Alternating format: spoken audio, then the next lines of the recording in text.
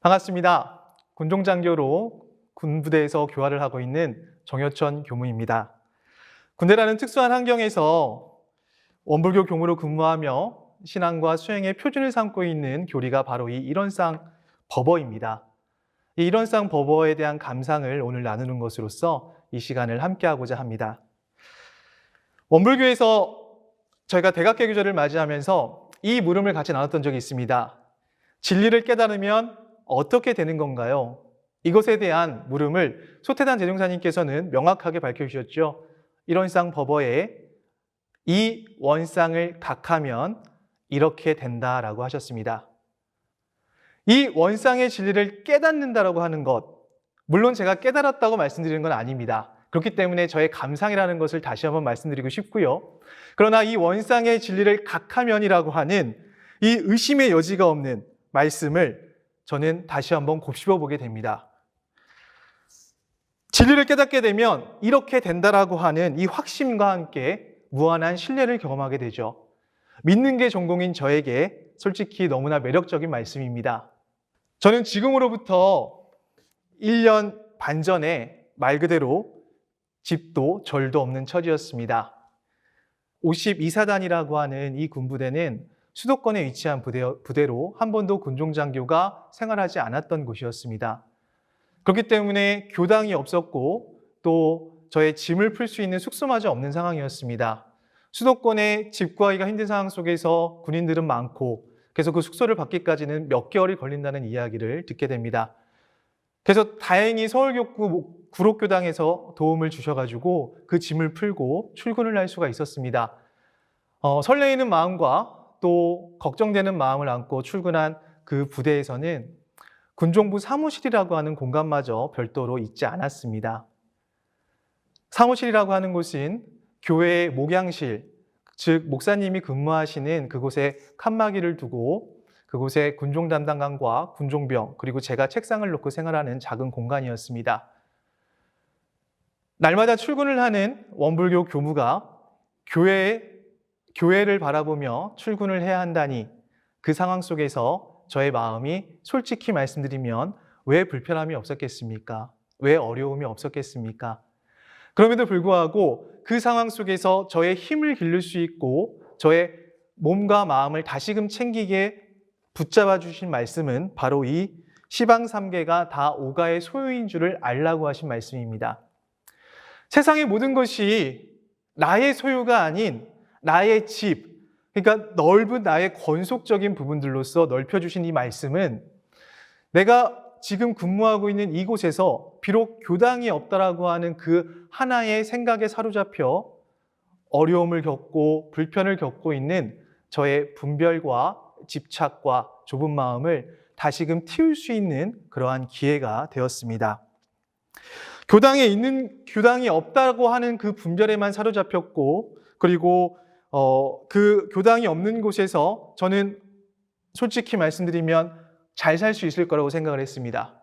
어느 곳이나 어느 환경에서도 이제는 저는 원불교 교무로서 당당히 살아갈 수 있을 거라고 생각을 했었습니다. 그러나 그것이 실제 경계를 당해 나의 암환이자 그리고 아집임을 알게 되었습니다. 내려놓을 것이 아무것도 없다, 환경적으로 시설이 없다라고 하는 그 생각에 사로잡혀 내 안에 오히려 가득 차 있고 그 근본적으로 내려놓아야 할 나의 아상을 발견하게 된 것이죠. 오히려 그것을 내려놓으니 더 풍요로워졌습니다. 그 마음을 내려놓는 기회가 되니 나의 마음이 더 넓어지며 깊어집니다. 그렇게 저에게 진급의 기회가 되고 은혜가 되어서 성장을 느끼는 요즘입니다. 이제는 교회에서 생활하지 않습니다. 지금은 불교 법당, 절로 출근을 하고 있습니다. 대종사님께서는 대각을 이루시고 만유가 한 체성이며 만법이 한 근원이다라고 말씀하셨습니다. 이 가운데 생명 없는 도와 인과 보응되는 이치가 서로 바탕하여 한 뚜렷한 기틀을 지었다고 말씀하셨죠. 만유가 한 체성이고 만법이 한 근원이다라고 하신 이 가슴 벅찬 말씀을 그때 그 심경을 제가 어찌 알겠습니까마는 저는 교회와 법당이 이름은 각각 다르나 둘이 아닌 줄을 알아가고 있는 요즘입니다. 교회에서 약 6개월을 살았습니다. 그리고 지금 법당에서, 불교 법당에서 약 1년 살아가고 있습니다. 그 가운데 교회가 추구하고자 하는 방향과 또 그 문화를 알아가는 너무나 큰 배움의 기회가 되었고, 또한 지금 법당에서 생활을 하고 있는 저에게 불교라고 하는 그 문화를 더욱 이해할 수 있는 너무나 소중한 기회가 되고 있다는 것입니다. 교당이 없어서 법당과 혹은 교회에서 생활한 교무가 전에도 있었을까, 아니면 또 앞으로도 있을까라는 생각을 해보게 되는데요. 저는 이 경험이 전무 출신으로서 정말 진리가 주신 큰 은혜이자 감사함이라고 하는 것을 결코 의심하지 않고 있습니다. 세상에는 수많은 경계들이 있습니다. 그 경계들 가운데 그 이름에 속아 본질을 잊고 살아가는 경우가 너무 많습니다. 이것은 이래야 하고 저것은 저래야 한다라고 하는 나의 분별을 봅니다. 이건 좋고 이건 싫다라고 하는 나의 기준과 가치관을 나누며 괴로움의 시간을 보내고 있는 나를 바라봅니다. 우리는 이것을 분별이라고 합니다. 가만히 마음을 멈추고 바라보면 분별에서 시작되는 경계가 대부분임을 알아차리게 됩니다. 결국 내 안에 힘이 없어서 비롯되는 수많은 분별들이 상대를 짓고 또 원망하며 강급하는 이치 또한 이제는 조금 알 것 같습니다. 제가 불교 법당에 주차하는 자리가 있습니다. 날마다 출근하면 그 자리에 주차를 하게 되는데요. 불교 벽면에 모구십도성 그림이 그려져 있습니다. 모구십도성 제일 마지막에 결국은 이 원상만 남게 되죠. 제가 차를 주차를 하고 바로 앞에 보면 항상 그 원상을 바라보게 됩니다. 그 원상을 보며 신고합니다. 법당과 교당이 둘이 아닌 교화지라고. 오늘도 그 마음을 챙기게 해주심에 감사하다고 신고를 올립니다. 이곳에서 저는 교당에 모셔진 일월상보다 절에 모셔진 불상을 더 자주 보게 됩니다. 그 앞에 서면 저는 범부이며 중생입니다. 여전히 수양력이 부족하여 감정에 끌려 어려움을 겪고 있습니다. 여전히 연구력이 부족하여 지혜로운 판단에 늘 고민하고 있습니다. 여전히 업력이라는 습관에 끌려 이것이 올바른 치사인가 끊임없이 고민하고 있습니다. 그럼에도 불구하고 몸과 마음을 더 챙겨서 할 수밖에 없는 이유는 바로 재불조사와 범부중생의 성품이 둘이 아님을 알라고 하셨기 때문입니다. 저는 지금의 노력이 우리가 추구하고자 하는 성불, 즉 부처의 인격을 이루고 재중, 교화로서 그 실천을 해나가는 과정임을 의심하지 않습니다. 그 챙김의 큰 희망의 메시지, 재불조사와 범부중생의 성품인 줄을 알기 위해서 저는 오늘도 내일도 마음을 챙길 것 같습니다. 우리의 일생이 이와 같이 추나추동같이 되어간다는 의미죠. 그 가운데 너무나 자연스러운 진리를 자각하라는 말씀입니다. 그러나 저는 지금 나의 마음작용도 이와 같다고 생각을 합니다. 재불조사와 범부중생의 성품인 줄을 아는 그 희망이 나의 마음을 새롭게 태어나게 합니다. 그 과정에서 신심이 일어나기도 하고요. 공부심이 일어나기도 합니다. 또 공심 또한 일어나기도 합니다. 그런데 시간이 지나면 이 마음이 언제 그랬는지 너무나 자연스럽게 그 힘을 잃어갑니다. 공부심은 찾아볼 수도 없고요. 불신합니다. 또 지나친 욕심에 끌립니다. 그렇게 저는 나태해지고 어리석은 생활을 하게 되겠죠. 그런데 또 그 마음들이 감사하게도 지속되지 않습니다. 이 또한 밭에 잡초를 뽑아내듯이 하나하나 쉬지 않고 뽑아내고 관리한다면 결국 그러한 마음들 또한 시들어 가겠죠. 그러면 처음을 위한 진급의 그 새로운 마음이 다시 또 태어남을 느끼게 됩니다. 봄이 오면 여름이 옵니다. 여름이 오면 가을이 오고요. 가을이면 겨울이 오죠. 또 겨울이 오면 또 봄이 옵니다. 이것을 우리는 인과적인 진리라고 합니다. 순서를 보면 태어남이 먼저죠. 그리고 봄이 먼저죠. 그러나 대산종사님께서는 이렇게 말씀하셨습니다. 만물이 낮에 자라나는 것이 아니라 실제로는 밤에 자라난다. 봄에 자라나는 것 같으나 실은 겨울에 자라난다 하셨습니다. 참으로 가슴 뜨거운 말씀이 아닐 수 없습니다. 안으로 함축하고 볼이 많은 겨울의 환경이야말로 우리가 놓치지 말아야 할 진급의 기회임을 의심하지 않아야 하겠습니다. 물론 원문은 우리의 일생이 추나추동과 같이 된다고 하죠. 우리의 일생적인 부분들. 그러나 저는 이 마음적인 작용에도 분명 이와 같은 원리가 있다라고 하는 감상이 들었고 그 마음을 챙기며 살아가고 있습니다. 정말 적합한 표현이 아닐 수 없습니다. 제가 이론상 버버에서 가장 가슴 저리게 챙기고 있는 부분입니다. 소태산 대종사님께서는 천지의 사시순환하는 이치를 따라 만물의 생로병사의 변화가 있고 우주의 음양상승하는 도를 따라 인간의 선악인과의 보응이 있다고 말씀하셨습니다. 어려운 말씀으로 느껴지실 수 있죠. 20대의 젊은 청년들, 용사들에게 질문을 던졌습니다. 우리의 인생 곡선이 있는데 그 인생 곡선에 언제나 존중받고 칭찬받고 대우받는 내가 정말 원하는 그 오르막길만 있을 것 같냐고 질문을 던져봤습니다. 대답은 아니라고 합니다. 반대로 질문을 던집니다. 그렇다면 우리의 인생 곡선에 언제나 어렵고 불편하고 괴로운 내리막길만 있는 것 같냐?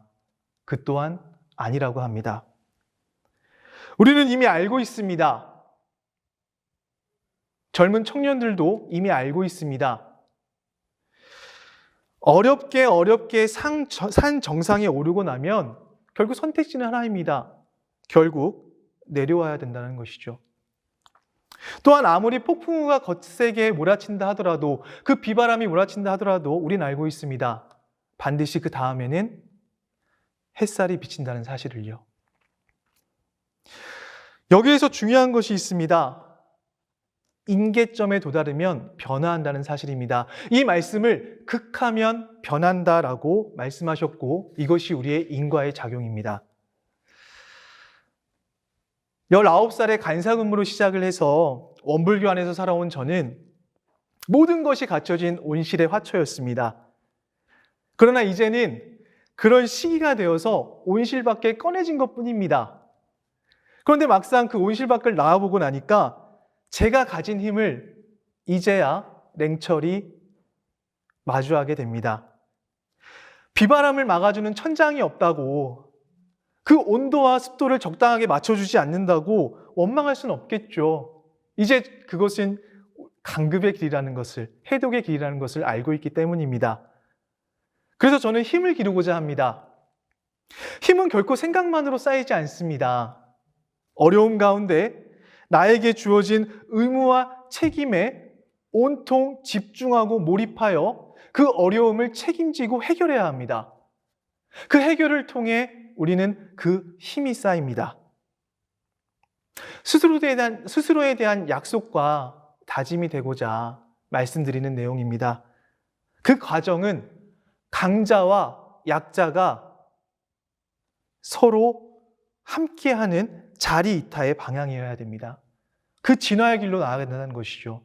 또한 그 치사는 언제나 상생이어야 합니다. 그 과정을 통해 항상 우리가 바라는 복과 지혜가 무궁할 것이라고 하는 그 진리를 의심하지 않습니다. 이렇듯 진리는 언제부터 시작됐는지 모를 정도로 오래전부터 정말 호리도 틀림이 없이 세상의 모든 만물을 그 인과라는 진리에 따라 오직 계속해서 성장시켜 주셨습니다. 성장시켜 주셨습니다. 소태산 대종사님께서는 이것을 은혜라고 표현해 주셨습니다. 또 재미있는 것은 진리는 내가 원망을 하던 혹은 감사를 하던 또 상생의 길을 선택하던 상극의 길을 선택하던 그 어떠한 안타까움도 혹은 그 어떠한 응원도 없이 오직 그 선택한 방향으로 우리를 성장시켜 준다는 것입니다. 우리는 그것을 지공무사라고 합니다. 혹은 응용에 무념하였다고 표현을 하시죠.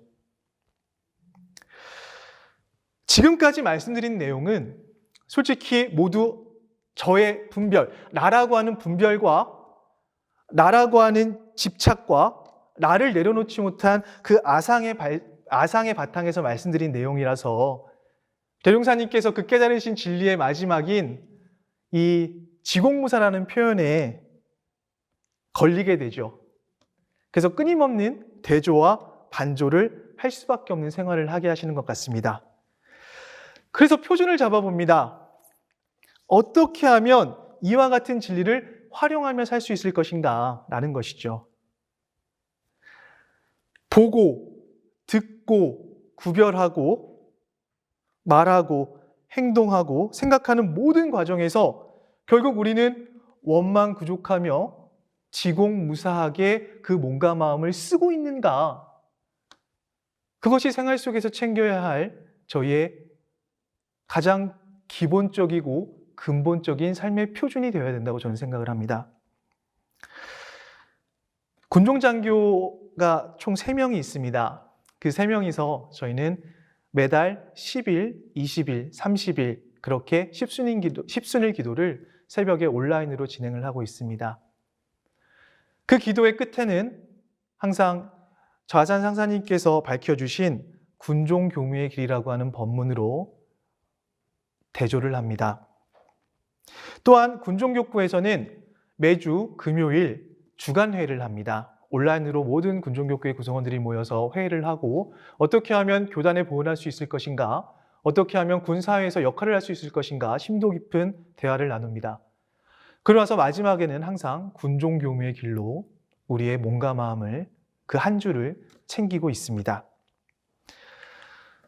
그 가운데 제가 가장 마음에 담고 또 생활 속에서 실천하고자 하는 표준이 바로 이 총 10가지 말씀 중에 이 7조입니다. 한마디 말, 한 행동, 한 마음, 한 표정에서도 교법 정신이 물씬 묻어나야 교화의 결실로 이어진다라고 하는 그 말씀이시죠. 원만구족하고 지공무사하게 우리가 눈, 귀, 코, 입, 몸, 마음을 사용하는 공부가 순숙되어야 된다는 겁니다. 그것이 습관이 되어야 한다는 겁니다. 그래서 그 어떠한 표정, 내가 의식하지 않는다 하더라도 그 교법 정신이 물씬 묻어났을 때 결국 교화의 결실로 되어진다는 것이죠.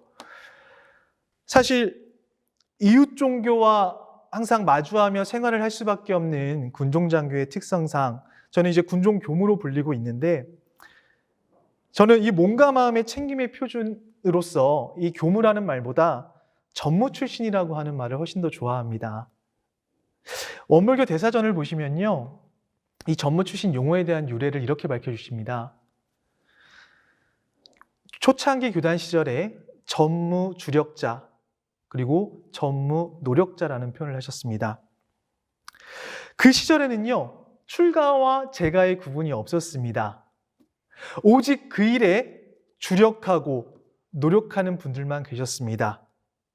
오직 한마음 한뜻으로 오직 그 일이 이루어지기를, 이 몸과 마음을 다 내놓아 이루어지기를 주력하고 노력하며 전무하셨던 그 숭고한 역사만 있을 뿐입니다. 우리가 이 오로지 전, 힘쓸 무, 오로지 힘써야 할 그 일은 무엇인가라는 거죠. 몸과 마음을 다 내놓으면서 다 주력하면서도 그 노력하면서도 그 정성을 쏟아야 하는 것은 과연 무엇인가 고민이 될 수밖에 없습니다. 그 고민 끝에 지금 현재 제가 내리고 있는 답은 다음과 같습니다. 우리 어리석은 중생은 아직 공부에 힘이 부족하고 그 힘이 부족함을 정말 온몸으로 마주하고 있는 이 순간 저는 이 법신불 1원상을 채받아야 된다는 것. 그 채받아서 우리가 뭘 하자는 것이냐. 몸과 마음을 원만하게 수호하는 공부를 해야 된다는 것이죠. 일과 이치를 원만하게 아는 공부를 해야 한다는 것이죠. 몸과 마음을 원만하게 사용해야 한다라고 하는 그 공부를 정말 지극한 정성으로 해야 합니다. 그렇게 저희는 진급이 되고 은혜를 입는 삶을 추구해 나가자고 하는 것. 그것이 우리가 힘써야 될 일이다. 그렇다면 그 반대로 강급이 되고 해독을 입지 않는 방향으로 마찬가지 힘써야 된다는 것이죠. 그렇게 사실 저희는 이 진급되고 또 은혜를 입는 그 길은 어렵고 불편할 수 있습니다. 당장 그 길을 하는 건 아니죠. 그러나 강급이 되고 해독이 되는 그 길은 너무나 쉽게 끌립니다. 그렇기 때문에 저는 서원하고 싶습니다.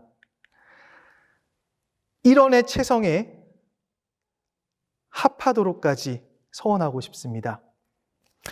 강급이 되고 해독을 입는 일에 더 끌리는 나이기에 1원의 위력인 은혜와 감사 생활에 오로지 힘쓰기를 서원합니다. 또 나아가서 원만 부족하고 지공무사한 그 1원의 체성에 합하는 교무가 되기를 서원합니다. 오직 그 일에 힘쓰기를 서원하는 것, 그것이 전무 출신이 아닐까 생각을 해봅니다. 오늘 이 시간을 통하여 저의 서원을 다시 챙기는 시간이 된 것 같습니다. 이 서원을 바탕으로 군에서 만나는 모든 인연들에게 이 일원상 법어의 실천을 나트고자 오로지 그 일에 힘쓰겠습니다. 그 과정은 지금 우리가 받고 있는 제가, 출가 모든 교도님들께 받은 은혜에 근본적으로 보온하는 길이 되기를 다시 한번 서원하고 또 그 실천에 정성을 다할 것을 다짐하면서 오늘의 설교 마치도록 하겠습니다. 감사합니다.